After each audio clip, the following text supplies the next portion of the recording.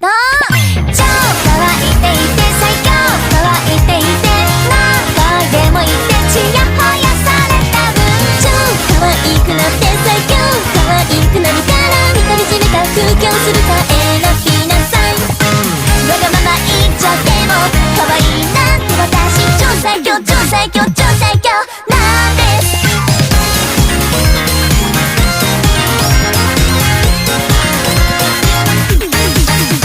私のためなら頑張れるとか今回は過去一に当てるとかコメントだけじゃなくていいねハッシュタグレスのレパレさんも一言一句冗談じゃなく支えられてます私だって君は尊い存在文字いつも責め使う社会で